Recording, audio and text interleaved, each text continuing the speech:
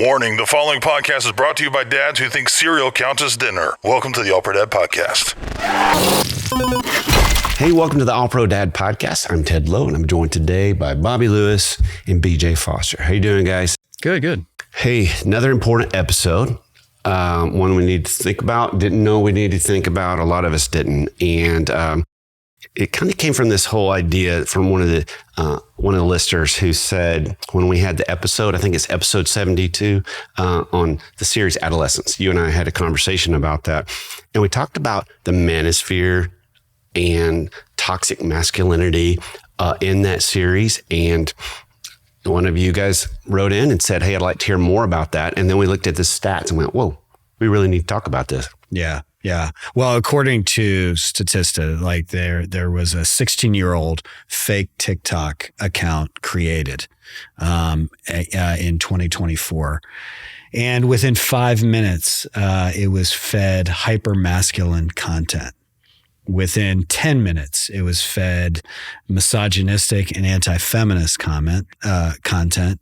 And within 2 hours, it was fed toxic, extreme right-wing reactionary content. So this is clearly one of those things where you sort of think, okay, you can easily kind of go, okay, TikTok has a conspiracy and wants to, promote misogynistic content. But TikTok, we've talked about in previous episodes, social media, they create their algorithms based on what people want. Mm-hmm. And so there must be a huge market for young men, particularly teenagers, who are craving this kind of content. And the question is why? So they're craving the manosphere, toxic masculinity. Right. Yeah. Wow. That's why. So if you have a profile that's a 16-year-old boy, TikTok is going to throw them. Because they know that's what they're looking for. That's what a lot of 16-year-old boys, teenager boys are gravitating towards. Wow. Yeah. And if you're like me, you might hear some of these terms and be like, okay, that's kind of a general, vague thing. Manosphere, toxic masculinity, all these different things. You're like, all right, I've heard them, but I don't really know how to define them. Let's define some of the terms we're going to talk about in this particular episode, because that will make it a lot easier to go through the conversation. So the first one we want to describe for you is manosphere.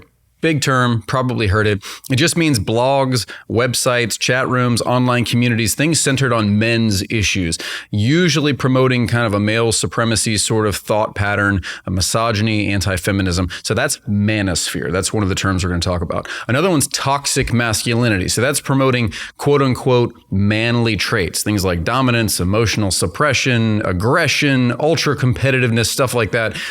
These are terms that really drive in the vulnerability and empathy themes of life as inherently feminine. All that stuff, girly stuff. We don't talk about that in toxic masculinity.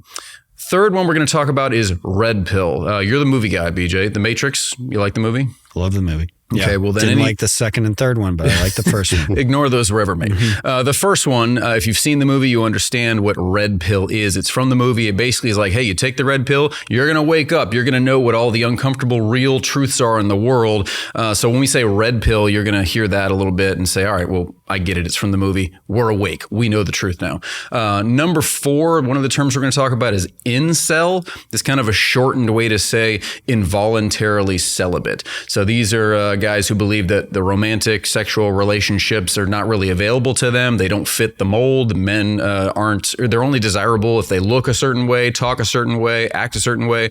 So basically, I don't have an option to be romantically involved with anyone. I'm an incel. That's what that one means. And then the 5th one is black pill. This one is a fatalistic worldview. Attractiveness is predetermined. You either got good looks, you got money, or you don't. Women are all shallow. Most men don't have a chance. The majority of women are only going after that itty bitty sliver of men. And that's what black pill means. So when we go over some of those terms today, just know that's what we're talking about. So our big question of today is, why are so many boys drawn to the manosphere? Why is this even a thing? Yeah, and I think I was a little bit shocked because in our house, no one would ever accuse me of being a feminist, but no one would accuse me of being anti-feminist either. You know, in our house, we tend to be, you know, of course we want the best for women. But we tend to be kind of in the middle, and so does my son. So all of a sudden my son started sharing with me that he was seeing all these anti-feminist videos. And so I was a little bit sort of shocked that Statista, you know, profile fit exactly to my son. And so now fortunately my son was just sort of like, yeah, I mean, this stuff's coming across. It's not really hitting for me. And some of it I think is funny, but it doesn't really.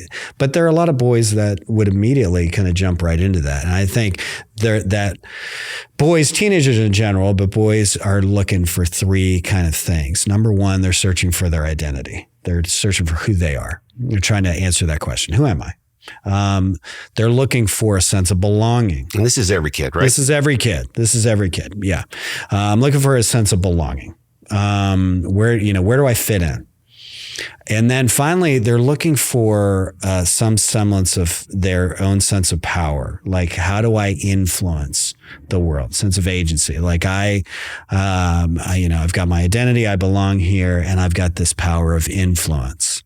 And when they feel like they don't fit in anywhere, when they feel like they're rejected, their identity, who they are, when they feel powerless, when they feel like they don't have influence or people aren't responding to them, it's very hurtful. It creates a lot of pain, especially if they're not being received from the opposite sex. Mm-hmm. It can create a tremendous amount of hurt. And so, then they're looking to heal that hurt in some kind of way, or, it causes them to get, maybe sad, but then it causes them to get angry. They get angry about it.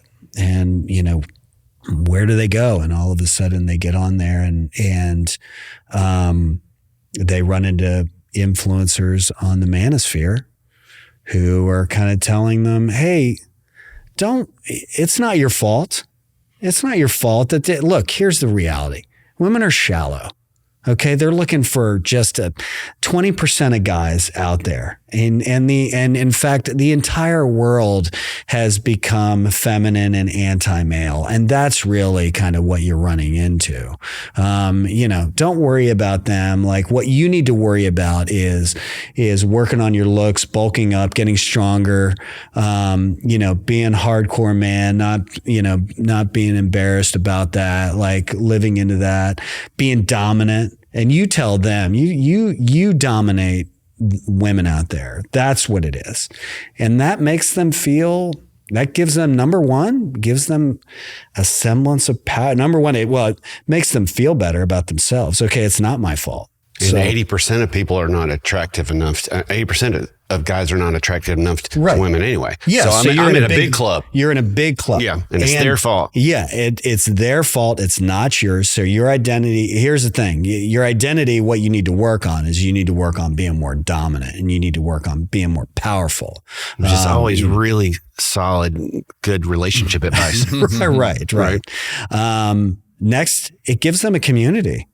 Gives them a place where they feel like they belong. Like, oh, okay, this is a group of people that has accepted me, that are like me. And then finally, it makes them feel more powerful. Because it's like, it gives them practical steps. Like, just do this, do these 4 or 5 things, and you're going to be a lot better off for it. As you're explaining this, BJ, working on a book about emotions in marriage. And one of the things that is so clear culturally is that one of the only emotions, if not the emotion, that a man is allowed to have is anger. Like, you're allowed to be mad. You can't be sad, and women, you can be sad, but you can't be mad. And so it's when they are tapping into anger, which is looked at as power. I'm going to power up. I'm going to use it to play sports. I'm going to power up. It makes me strong. It's screaming strength. And so they're connecting that way, and here's the problem. All our boys come into the world with the emotion of sadness. I mean, Have you seen a toddler? I mean, they have this. And when we don't allow our kids, our boys, to be sad, it comes out as mad. Right. It's going to come out as mad. And they are just channeling all the confusion and all the things you're describing that these teenage boys are wanting is something that all teenage boys have wanted from all time. I want to belong. I want to be a part of something. I want to have power. And they're leveraging that power. Manosphere keeps all that anger. It keeps all that alive. Like a powerless kid, all of a sudden with power, it's heartbreaking. Yeah. Really. Yeah. Well, it's something that it's almost like, hey, nurture that, let that go. And the danger in that, you start nurturing anger and it's going to come out. It's going to lash out. And that's the thing is there's a lot of this in all my research of the manosphere. And I kind of dove into it for a good period of time, which was a depressing couple of weeks. Yeah. It is very much an environment that's driven by insecurity. That's the word for me, was insecure. And that's because I stumbled across some manosphere stuff when we were researching this particular episode. And I was watching a guy who's big into it, a YouTube video, just listening to him talk, kind of picking up on some things, his mannerisms. And he just sounded insecure. He sounded like a jerk, honestly. And I was just listening to him like, who listens to this clown? Like, this guy doesn't sound serious. But the problem is, people are listening to this guy, right? I, would hopefully be able to separate off like what he says, truth and lies. But if you're a 15, 16, 17-year-old boy and you're looking for all that stuff you were talking about, BJ, and this guy's kind of speaking to you and he's like, oh yeah, that sounds like me. Okay, maybe he's not such a dope to that kid. And so for us as dads, we may have these younger kids in our home. We need to help teach them what's truth and what's lies. This manosphere stuff, it's like quicksand, man. It'll pull you down. And we don't want that for our kids. I'm hoping to learn a lot from you guys today because my son, he's kind of like Peter Pan. He doesn't want to grow up anyway. He wants to stay little forever, which I love. I'm down with that.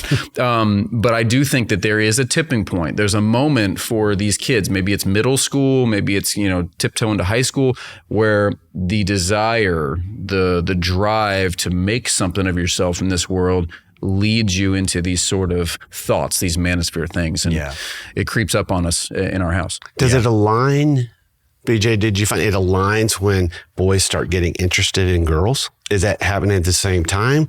Like, I don't know how to handle this relationally because it all seems relationship based. Like, you can't have a girl because of I think there's definitely some of that. I mean, you're starting to move into puberty. You're starting to move into middle school and high school. But I think it's a little bit bigger than that. Like, that's a part of it. When you move into middle school and high school, you're just sort of starting to experience other people. And like in middle school in particular, we've talked about this before. There's just a culture of meanness. Like, they don't recognize the fact that they influence other people. They're just kind of thinking about what it gets them. What if I make a joke at somebody else's expense, it gets attention on me. And so I like that. I'm not even thinking about the fact that I just destroyed you. So they're in middle school, they're starting to look for their identity and all these things and where they belong. But they're getting all this meanness, which is big in the show Adolescence. It's huge. Yeah. But then they move kind of, and they're starting to look at they're starting to look at the opposite sex, or just even starting to look at sexual relationships and that kind of thing. And they get rejected in that, and they're feeling all these things. So it's a part of it, but there's also even just the larger, I'm not only just rejected by girls, but I'm rejected and I don't fit in a lot of different ways. But that's a huge part of it. And so one of the things that they kind of talk about is they use terms like alpha and beta a lot, which I actually hate those terms. And one of the things that I've kind of realized, I'll never forget that I wrote an article on marriage and I talked about the fact that men should serve and, serve their wives, help, that kind of thing. And a commenter called me a beta. You're beta. Listen to this beta, over here. Meaning less than, like not a real man. Oh yeah, a lesser guy, not an alpha male, not a, not a leader, not a leader, that kind of thing. Yeah. And it really occurred to me that And I'm only using these terms because of the way that they're used here. Did you have a really gentle response to that, BJ? No, I was in a bad. Well, This is your typical form. Yeah. I was in a bad. I was in a really bad mood that day when I got that, and so I probably shouldn't have said anything, but I kind of gave them a harsh truth, which is here's the reality. The only people who use terms like alpha and beta as a derogatory kind of way are betas themselves. And I don't mean that as I said that to him. Yeah. And I honestly, probably that day I did mean it as a slapback, but I do believe in the truth of it, that true leader among leaders, the true guys that, they'd use the term like an alpha. They have this kind of quiet strength where it's this very quiet, self-confident security about themselves, where they don't need to use terms like that to put somebody. In fact, they don't need to put anyone else down. They might have disagreements. They might, but they don't need to put anyone else down. They elevate the people around them. And so somebody who is feeling insecure, they constantly feel this need to prove that they're a man. And part of proving that they're a man is putting down other men who may believe differently or say different things than them. So this kind of in fact, a friend of mine says it in a little bit cruder way, but a way that I really enjoy. My friend Bobby Seal is kind of he's a mentor to me. He's like an older brother. He said, I don't have to piss in your yard to prove that I'm strong. And so if you think about an alpha dog, that comes over and struts their stuff in order to kind of a true alpha doesn't need to do that. And another aspect of this whole thing that I think boys kind of feel is you do have some progressive overreach. You do have this kind of cancel culture, and you can only say this and you can't say that. And so boys get to feeling like, well, they're walking on eggshells, and gosh, they say stuff and you're doing it the wrong way, and, a finger wag in their face. And when they show up to the manosphere, not only are guys in the manosphere saying all that is garbage, but they spit in the face of it. And they say, you say what you want. And again, that makes them feel like, oh, I got freedom here. And this feels very empowering here, that I'm not going to be kind of held back by kind of certain things. And so there are ways in which I think we need to kind of teach our sons that there's a way to navigate these things. Yeah. With strength. But that's also, you can push back on some of this stuff. Some of this you can be like, yeah, that's too much. But, also there's a respect we need to have. And there's a way to deal with some of these hurts that we have without anger. With forgiveness and grace and understanding and all of that stuff in order to mature in a proper way. I think, and I can say this, I think it's true for boys and for men, they're confused and they're going, I don't know how to win here. And boys have a lesser emotional vocabulary anyway.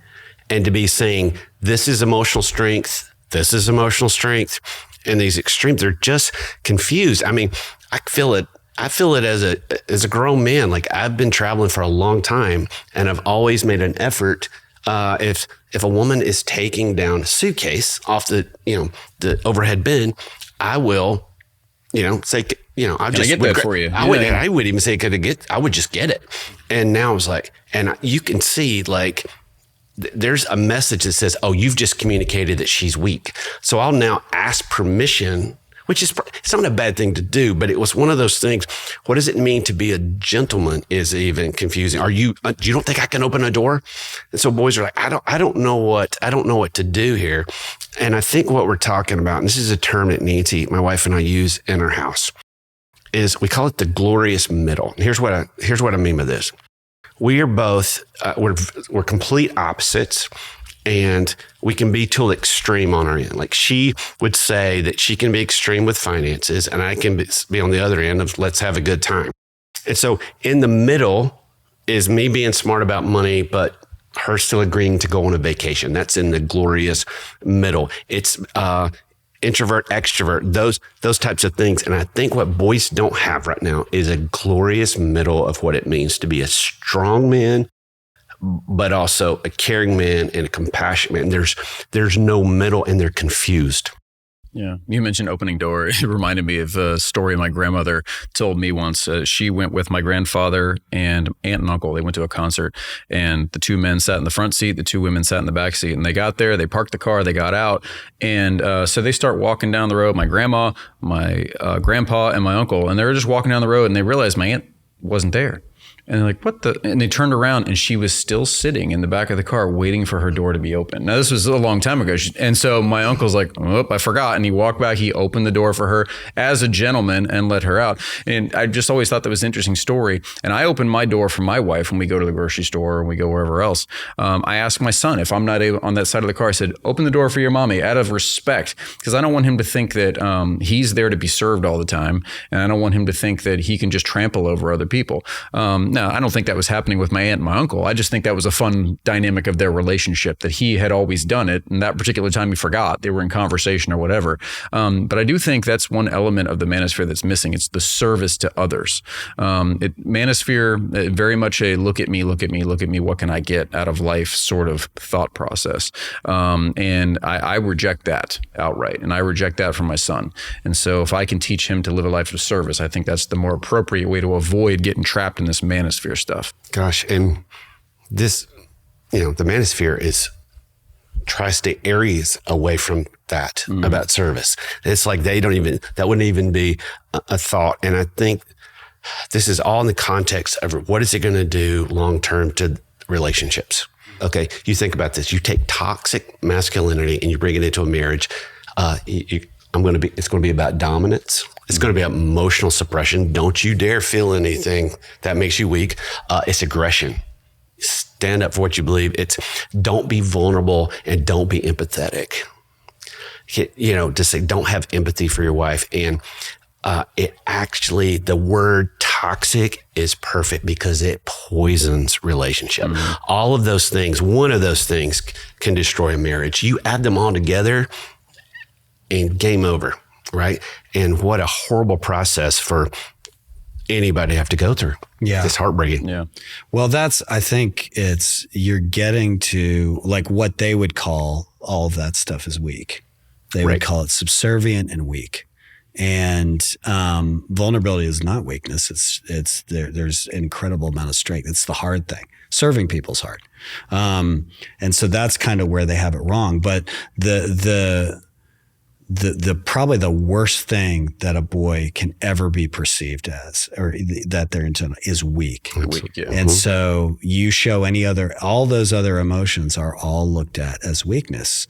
And then they promote that. Like what they would say is those are weaknesses, where one of the things I think we need to communicate to our boys is being able to process sadness, being able to process disappointment, being able to process vulnerability or whatever. All of that stuff is maturity, like anger and being able to process anger kind of in the right way rather than nurturing it are all strengths.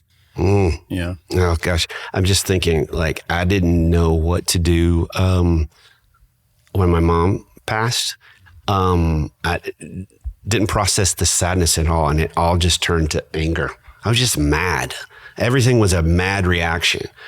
And when you don't let a kid or boy be sad, he's going to end up being mad. It's allowable, and that's the only thing he knows to do. It's the only avenue. Everything turns to anger. Everything good, everything bad, everything necessary turns to anger. And they're leveraging this. It's leveraging in a way that's just hard to imagine, right? I do wonder if a lot of the young men and even young adults who get caught up in manosphere, if they just don't feel heard. They want to be heard, so let's make as much noise as possible. I want to be viewed as someone who has a lot of answers, influence.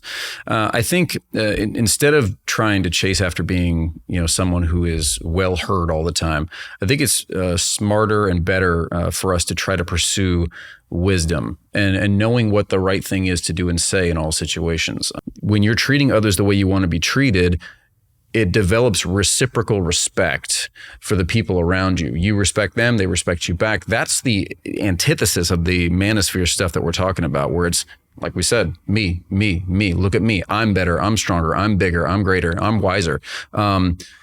Submitting to that idea of let's treat others with respect, let's look at life through the lens of others. That's, I think, what marks a true man, a true wise person.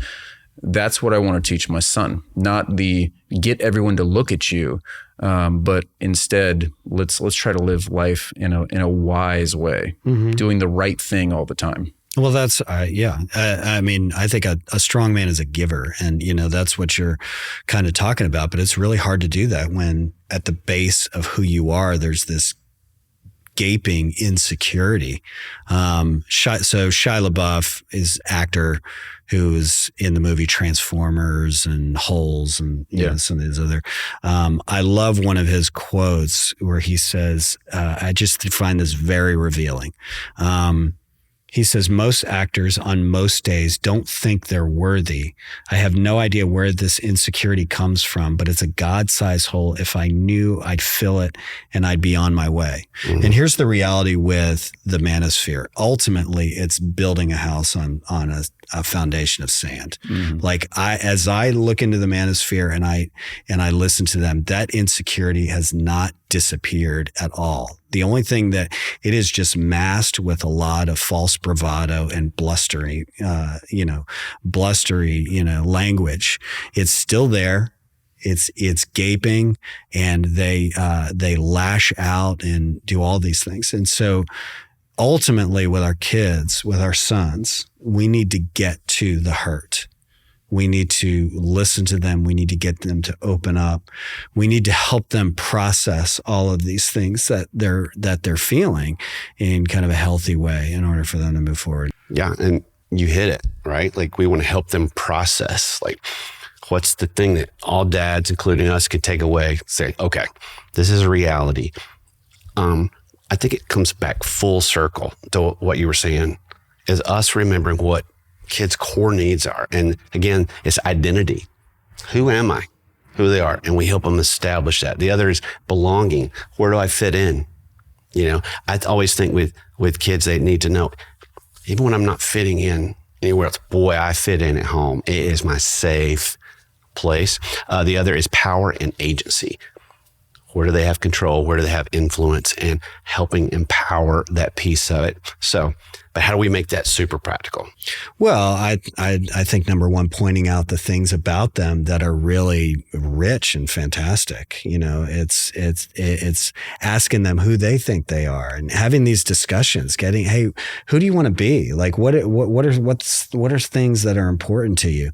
The belonging piece. It's like, I tell my kids, like, hey, you're a foster, and there are things. There's a lineage that my family has. We even have a family crest that has a broken arrow on it. And I remember my dad saying that means that our family recovered from a great trial. Oh, wow. And so I remember my dad saying, so that's in our blood. And I remember that every time I go through something hard, I'm like, Fosters do this. If you've ever kind of said, like, Lewis's do this. This is what Lowe's do. This is what we do. This is who we are. This is who we are. This is what you're a part of. And kind of welcoming into that whole thing. I love that. Power, the fact that, hey, you have the ability to serve. Hey, you might not feel like people are responding to you, but maybe you just need to change your tactics a little bit. Like, help them to start thinking about other people. Hey, have you asked questions of other people? Are you looking for the pain in others and how you can kind of bring healing to that, or how you can bring care to that? Getting them to realize, like, okay, yeah, you might not be received by this small pool of people at school, but if you develop how to care for people, you're going to have a remarkable influence in the world. And so having those conversations and giving them a vision, I think, of not necessarily just what's going on right now, but who they are becoming and who they will be. And what we see in them, right? Like, here's what I see in you. Right. Yeah. I wandered into a Comic-Con festival a couple years ago. I love that shirt. Yeah, I wandered right in. Who were you dressed as? No, I was. That's where I'm going with this. Okay. I just was curious. I went to the Comic-Con thing, and I was stunned. I mean, dressed as what? I was dressed as this. So I was wearing everything but my All Pro Dad shirt. But it was just interesting. I was watching everybody, and everyone was dressed up as something they weren't. And I kind of feel like Manosphere stuff is I'm putting on this costume of what I think a man should be. Like, I've been told that a man does A, B, C, so I'm doing it. Dressing up like a man in, being influenced by stuff that's not true, that's not correct. I need to teach my son what a true man is. And it often is not what the costume looks like in their mind. True men, chiefly they're leaders. Like, you need to be a leader in your home, at your workplace, everywhere, in your community, be a leader. But also do what is right always. No matter what the opposition, do what's right. Do what's true, do what's honorable, do what's honest. From there, have courage in that, because that will be difficult. It's very easy to go with the flow. A lot of times the Manosphere is like, yeah, jump on the bandwagon. We're going to, give you all the red pills you need. Like, have courage to do what you know is right. From there, protect others, protect the people that are vulnerable around you, and serve after that. That's what a true man is. That's the definition I'm giving my son. And if he's getting influence outside of that, and they're like, no, man, you actually need to put on this jacket, you need to put on this mask, you need to put on this so you actually will look like what a real man truly is. Reject all that. Understand that a true man is a leader. A true man is someone who does what's right, has courage, protects others, and serves. That's what I want my son to do. Not as a costume, but as his authentic identity. Well, we'll dive right into the pro move on that, because this is important. But it's not impossible, right? Ask your son who they're following on social media. Ask them if they've heard of the Manosphere, incels, the red pill, and what they think about it. Just have good conversations with your kid about that. Mm-hmm.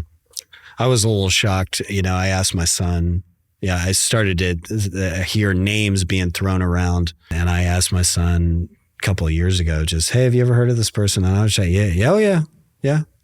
And so they probably do know all of these terms and all these people. And so, but they do. Yeah, ask them and find out. What we try to do constantly is bring things like this to light, talk it through. And so there's another resource that you can check out. It's called the Play of the Day. Go in the show notes. You can sign up, and where we talk every day. You get a 2-minute read, but it's so important every day to keep you in the game with your kids, being ahead of the game with your kids. It's powerful. And so thank you for all that. Thank you for, signing up for the Play of the Day. Thank you for showing up here, hopefully every week, to talk about, hey, what do my kids need?